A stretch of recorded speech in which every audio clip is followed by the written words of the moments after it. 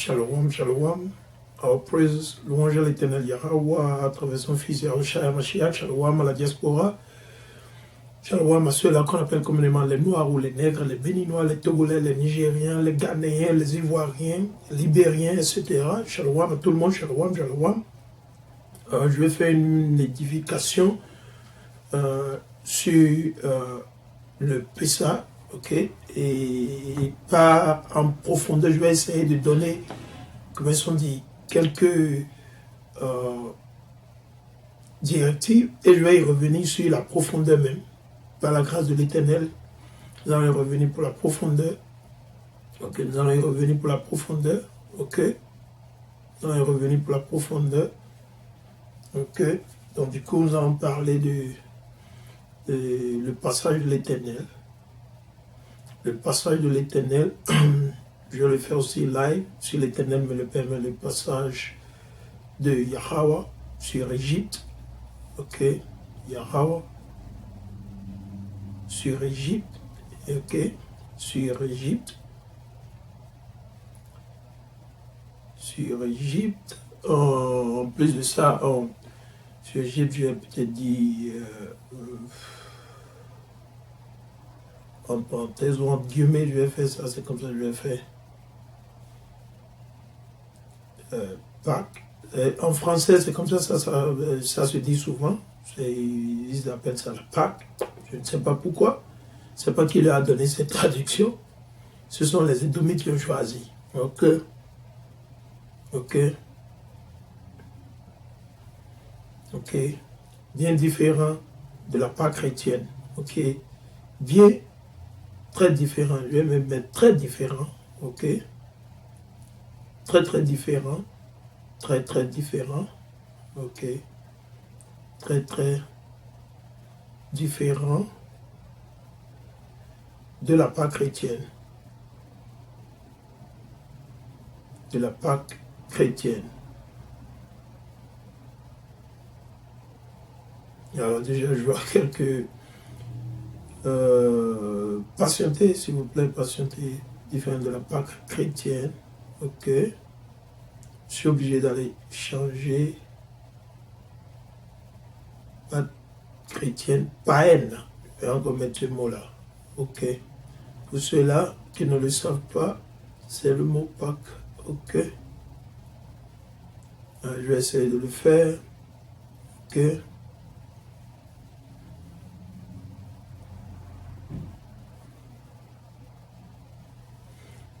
Ok.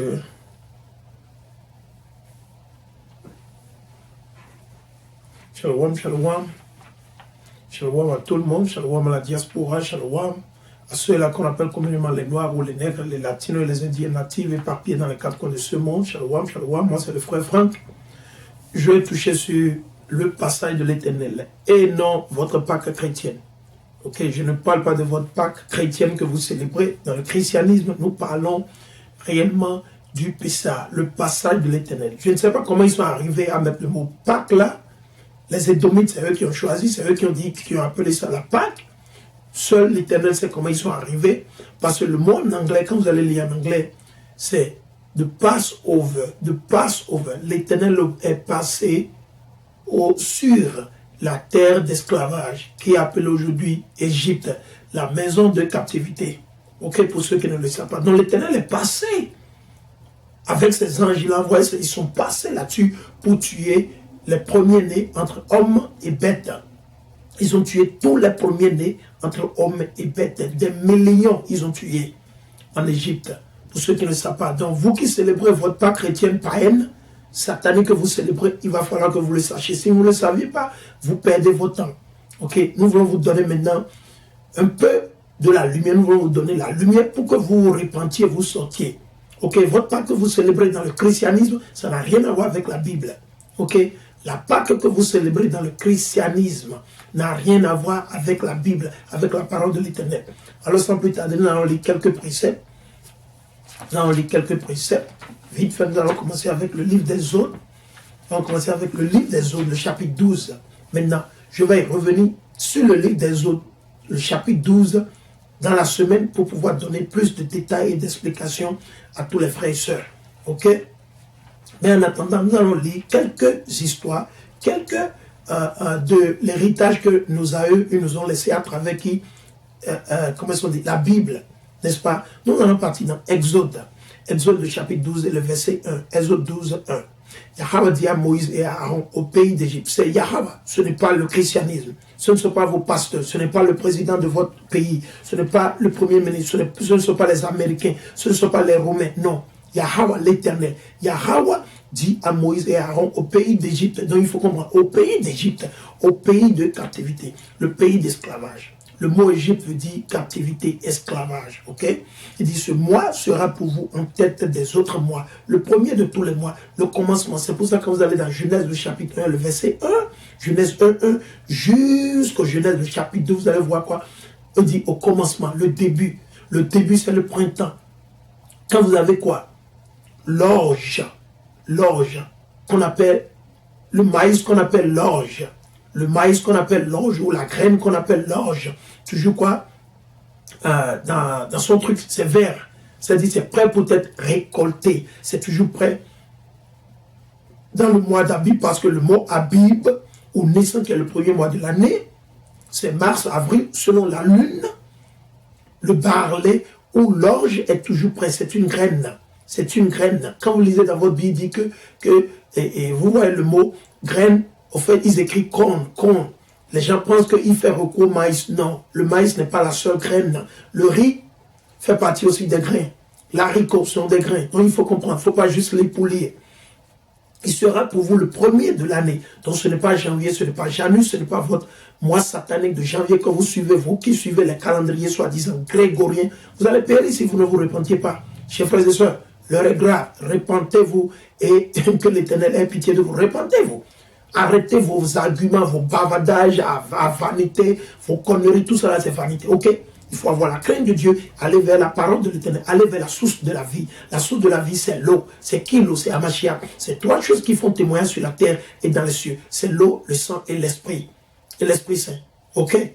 Donc nous allons continuer, il dit, parlez à toute la communauté d'Israël, dites-le, le 10 de ce mois, que chacun prenne une tête de petit bétail par famille. Petit bétail.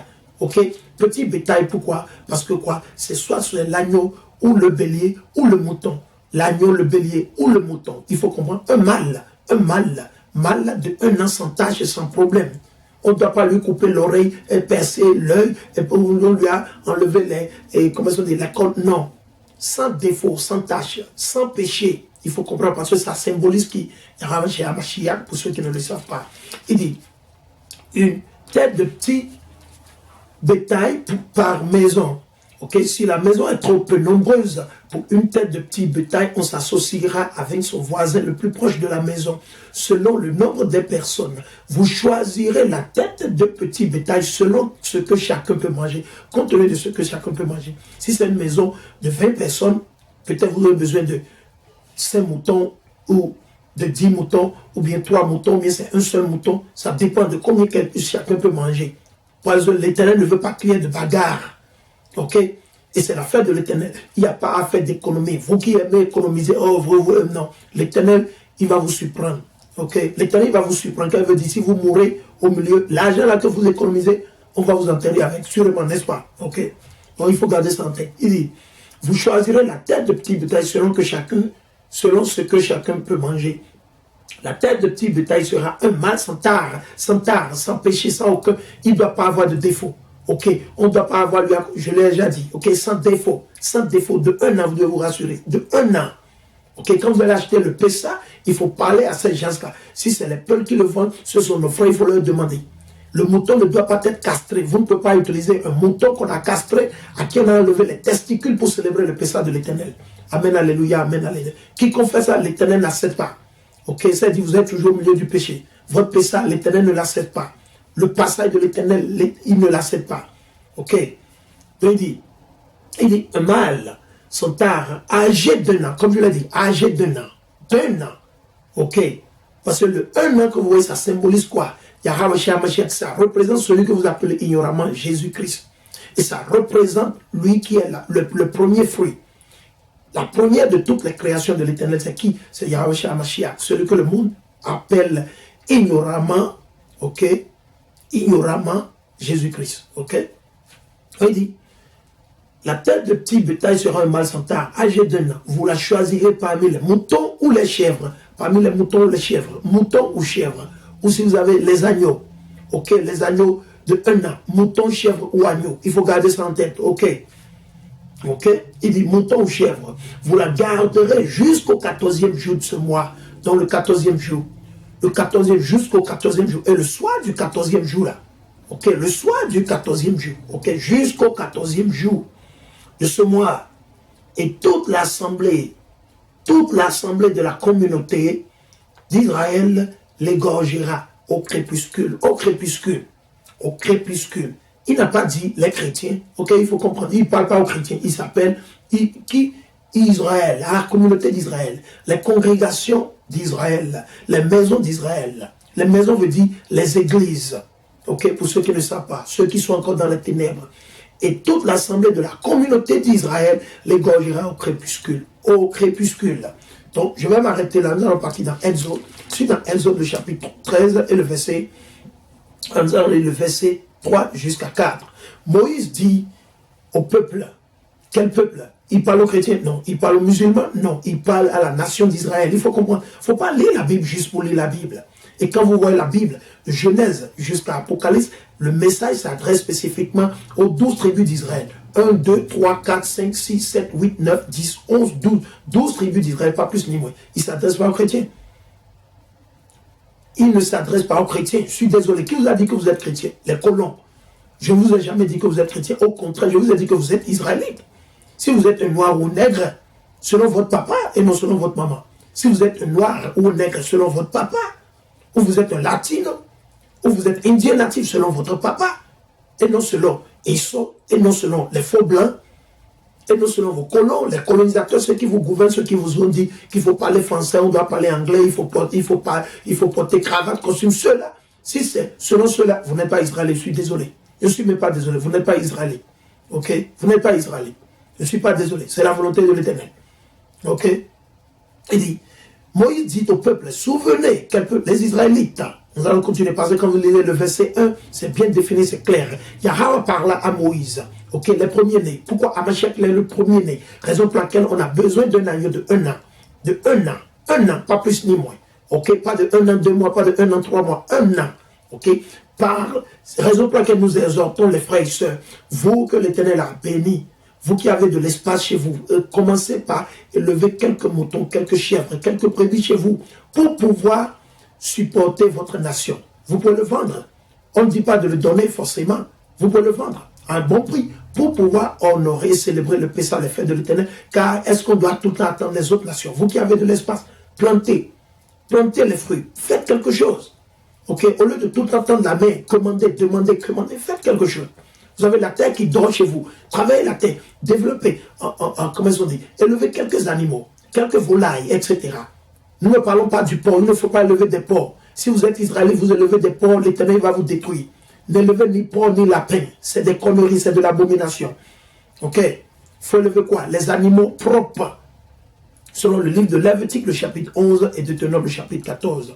Yahweh parle à Moïse et lui dit, consacre-moi tout premier-né. Parce que pourquoi? L'Éternel vient de passer sur la terre d'Égypte d'esclavage où il a tué tous les premiers-nés, quel que soit. Tous les premiers-nés, en homme et en bête. Hommes et bêtes, tous les premiers-nés ont été mis à mort. Ok? Il faut comprendre. Il dit, consacre-moi tout premier-né, prémisse du Saint Martinel. Comme je vous l'ai dit, Amashak, il est le premier de tous les fruits, la première de toutes les créations que l'Éternel a fait. Avant que l'Éternel ne crée les anges, avant que l'Éternel ne crée les chérubes ou les chérubins, avant que l'Éternel ne crée tout ce qu'il nous a donné, tout ce qu'il a fait, Amashak, il a été le premier. Ok? Il dit, raison pour laquelle il lui a permis d'être quoi? Mis à mort à cause de nos péchés. Pas à cause des péchés du monde entier, non, à cause de nos péchés. Ok? Prémisse du Saint Maternel parmi les Israélites. Parmi les Israélites. Ok? Homme ou animal. Vous avez vu? Homme ou animal. Il est à moi. L'Éternel dit que c'est à lui. Amen. Alléluia. Les amis. Le verset 3 à 4. Moïse dit au peuple, souvenez-vous de ce jour, celui où vous êtes sortis d'Égypte, de la terre d'esclavage, de l'esclavage, de la servitude. Nous sommes toujours esclaves. C'est comme je le discutais avec mon frère hier. Nous sommes toujours esclaves. Beaucoup ne comprennent pas. C'est pas parce que vous travaillez pour quelqu'un ou bien vous avez un boulot qui vous permet d'être un peu dépendant et tout ça. Mais il faut aller toujours rendre compte à quelqu'un. Vous rendez compte à l'ennemi, vous êtes toujours esclave. Ok? Mais si vous rendez compte à votre papa, ou vous rendez compte à votre frère, là c'est autre chose. Ça c'est votre nation. Vous n'êtes pas esclave. Ok? Il faut comprendre. Il dit, premier ici, souvenez-vous de ce jour, celui-ci, où vous êtes sortis d'Égypte. Sortis d'Égypte. Ok, de la maison de servitude, comme je l'ai dit. Exode 20, le verset 1 jusqu'à 2. Le même précepte. Égypte veut dire quoi? La maison de servitude. C'est ce que le mot veut dire. Le mot Égypte, c'est un mot grec, Aegypto. C'est un mot grec qui veut dire Aegypto. Mais la définition même du mot, c'est appelé quoi? La maison d'esclavage, comme les États-Unis. Ok, la France est un pays d'esclavage. Peut-être pas comme les États-Unis, c'est un pays d'esclavage. Ok, parce que pourquoi la nation d'Israël, ceux-là qui ont quitté le Bénin, selon l'esprit de l'Éternel, selon la volonté de l'Éternel, qu'est-ce qu'ils font là? Ils travaillent pour l'ennemi. Pas forcément dans les champs de canne à sucre, etc. En Allemagne, au Luxembourg, ils sont toujours esclaves. Le même scénario. Ok, et ceux qui travaillent sous le système francophone au Bénin, au Togo, etc., ils sont toujours esclaves. C'est la même chose. Il n'y a rien de différent. L'Éternel a dit dans Deutéronome 28, nous irons en esclavage. Il a dit, on ira en esclavage. Maintenant, il y a différentes formes d'esclavage pour ceux qui ne le savent pas. Ne pensez pas que c'est seulement sur le continent américain qu'il y a eu esclavage. Non, vous êtes esclave même chez vous, au Bénin, au Togo, au Niger, vous êtes esclave. Parce que vous travaillez sous le système quoi? De l'ennemi. C'est le système allemand, le système francophone, le système anglais, etc., le système américain. Vous êtes toujours esclave parce que ce n'est pas le système de l'Éternel. Il faut comprendre, pour ceux qui ne sont pas spirituels, c'est le système toujours du maître d'esclave. Ce n'est pas le système spirituel de l'Éternel, que l'Éternel a instauré, lequel nos aïeux, ils ont suivi. Nos aïeux comme qui Moïse, Aaron, Abraham, etc., Isaac, Jacob, et la liste continue. Judas, Benjamin, Lévi, Asser, ok, vous avez compris. Il dit, car de servitude, car c'est par la force de la main, de sa main, que Yahweh vous en a fait sortir, et l'on ne mangera pas de pain levé. Pas de pain levé. À partir du 14e jour, pas de pain levé jusqu'au 21e jour.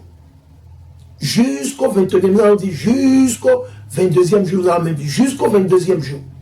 Pas de pain levé, pas de pâté, diaté, pas de pain diaté. Les conneries que vous mangez, il faut donner les précautions à vos enfants. Parlez à votre femme. Parlez à vos femmes, à vos enfants. Parlez à vos femmes et à vos enfants. Quiconque se rebelle et va s'entêter, se rebelle contre l'Éternel, l'Éternel va vous juger. L'Éternel va vous affliger. Ok, c'est la peine de mort l'Éternel va vous donner. Ça peut venir à travers une maladie. Ça peut venir à travers n'importe quoi l'Éternel choisit d'utiliser. L'Éternel, c'est lui qui a les armes, c'est lui qui a les arsenals, il faut comprendre. Ok, il dit, aujourd'hui, vous sortez dans le mois d'Abib. Le mois d'Abib, il n'a pas dit janvier. Ok? Donc, si vous avez un temps, vous qui bavardez le mois d'Abib, allez sur Google et demandez à Google en français, c'est quoi la définition du mois Abib? Il faut demander à Google. Google va vous le dire. Google n'est pas si intelligent. Il travaille compte tenu des algorithmes, des informations qu'on lui a injectées, qu'on lui a données. Les algorithmes, qu'on le dit souvent, le C++, ou c'est le Java, etc. Ok, pour ceux qui savent de quoi je parle, c'est bon. Ceux qui ne le savent pas, ça c'est une autre fois encore. Nous allons partir dans Exode, le chapitre 34. Alors dedans, Exode 34, je suis dans le livre d'Exode, le chapitre 34, dans le verset 25. Juste le verset 25. Exode 34 et le verset 25. Et je lis. Tu n'offriras pas avec du pain levé, le sang de ma victime. Qu'est-ce que ça veut dire? Vous ne pouvez pas célébrer le Pessah, le passage de l'Éternel. Je ne parle pas de votre Pâque satanique que vous célébrez dans l'église chrétienne. Non. Vous ne pouvez pas célébrer le Pessah de l'Éternel avec quoi? Du pain, avec les levures. Vous ne pouvez pas boire de la bière, parce que dans la bière ou dans les bières, ils mettent quoi? Les levures. Vous ne pouvez pas boire de la bière. Rien que du vin. Et vous devez vous rassurer que le vin ou les vins que vous allez boire, soit c'est le merlot, c'est le pinot grigio, qui vient souvent de l'Italie, soit c'est les... vous pouvez boire les merlots, quand vous voyez les vins qui sont merlots, ou vous allez dans les supermarchés, il faut demander les vins koshers, ou macheval, si j'ai bon mémoire, c'est en hébreu. Les vins koshers, c'est K-O-S-H-E-R. Il ne faut pas acheter juste du vin pour acheter du vin. Et je vais essayer de voir si je peux poster quelques listes de certains vins que vous pouvez boire. Ok, pas de la bière. Parce que la majeure partie des bières, ils mettent maintenant quoi?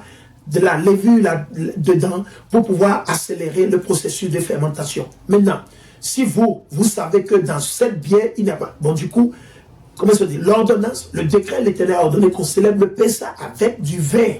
C'est du vin. Et ça doit être du vin qui n'a pas de levain. Ça doit être du vin sans levain.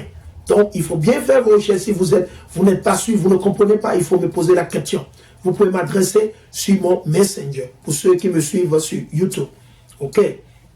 Pour ceux qui me suivent plutôt sur Facebook. OK? Donc, je vais continuer. L'Éternel dit, tu n'offriras pas avec du pain levé le sang de ma victime. Vous avez vu? Le sang de la victime, c'est qui? Hamashiach. Vous ne pouvez pas célébrer la Pâque, le Pessah de l'Éternel avec des gâteaux. Quel gâteau? On ne veut aucun... Quoi que ce soit de levure, il faut mettre ça dans la poubelle. OK? Vous ne pouvez pas célébrer le Pessah de l'Éternel avec ça. OK? Pas de gâteau, pas de biscuits, non. Vous faites les azimes, les pains sans levain vous-même. Ok, la recette pour le faire est très simple. Si vous ne pouvez pas le faire, demandez et ordonnez shalom, shalom, shalom, shalom, makoti, shalom. Il faut demander, comment on dit, aux bonnes femmes qui préparent les pains, les pains, il faut leur dire que vous voulez les pains sans levain, vous ne voulez pas de levure. Directement, c'est un truc spirituel et vous leur expliquez. L'eau, l'huile d'olive, ok, l'eau, l'huile d'olive et quoi? Et la farine de blé, ou c'est la farine de maïs, ou c'est la farine de l'orge que vous voulez utiliser, compte tenu de ce que vous voulez utiliser. Mais pas de levure. Pas de levure. Ok? Je vais relire le verset. Tu n'offriras pas avec du pain levé le sang de ma victime. Ok? Ok? J'ai été clair là-dessus. Et la victime de la fête de Pâques ne sera pas gardée jusqu'au lendemain. Donc pour ceux qui vont immoler le mouton, si vous ne le finissez pas, qu'est-ce que ça veut dire?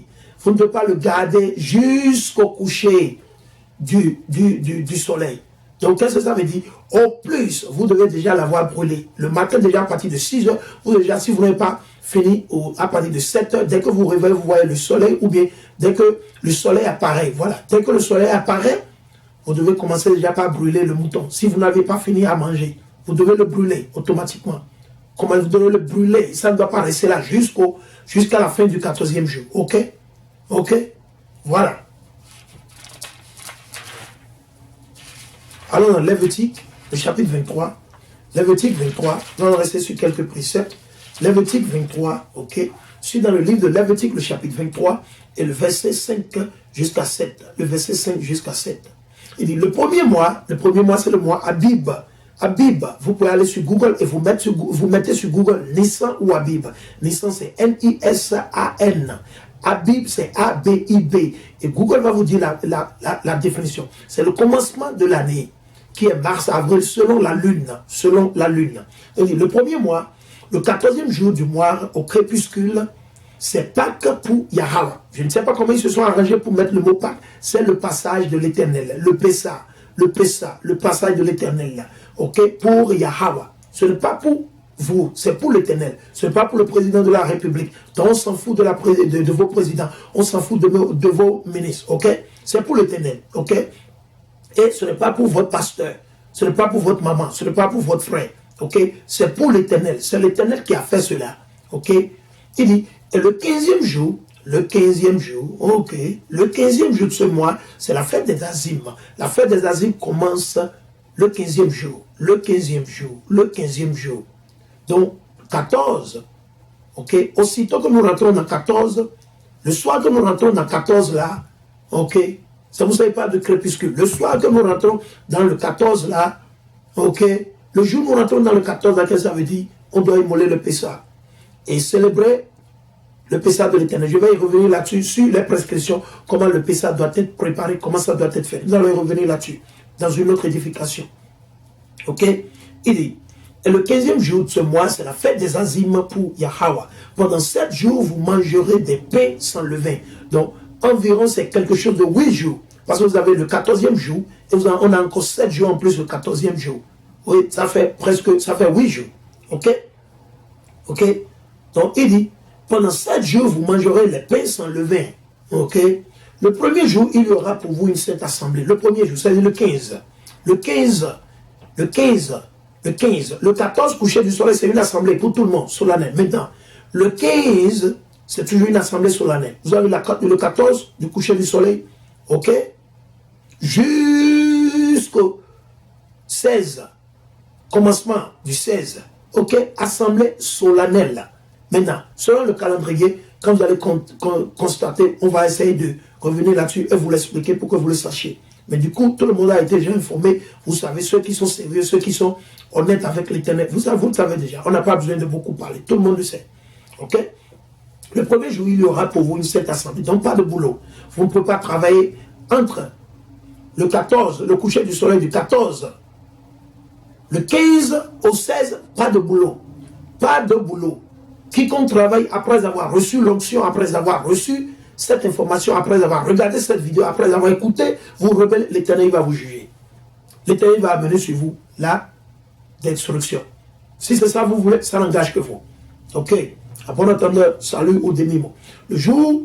Le premier jour, il y aura pour vous une sainte assemblée. Vous ne ferez aucune œuvre servile. Pas de travail, vous ne pouvez pas aller sur le chantier, vous ne pouvez pas aller au marché, vous aller vendre, vous ne pouvez pas aller rendre visite à votre ami, à votre collègue, à votre...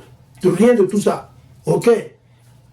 Pendant 7 jours, vous offrirez un mets à Yahweh. Le 7e jour, jour de Sainte Assemblée, vous ne ferez aucune œuvre servile. Pas de boulot toujours. Le dernier jour. Le dernier jour. À partir du 15. On compte à partir du 15. On a le 15, le 16, le 17, le 18, le 19, le 20 et le 21. Ok? Donc, 21, disons au 22. Au 22 plutôt. Au 22. Au 22. Ok? Parce qu'il faut bien compter. C'est à coucher du soleil, à coucher du soleil. Donc, coucher du 15 au 16, ça fait une journée. 16 à 17, ça fait 2 journées. 17 à 18, ça fait 3 journées. 18 à 19, ça fait 4 journées. 19 à 20, ça fait 5. 20 à 21, ça fait combien? 6. 21 à 22, ça fait 7. 7 jours, ok. Allons-y. Dans le livre de Nombres, soyez patient avec moi, le livre de Nombres. Je vais jeter un clin d'œil. Le livre de Nombres. Ok.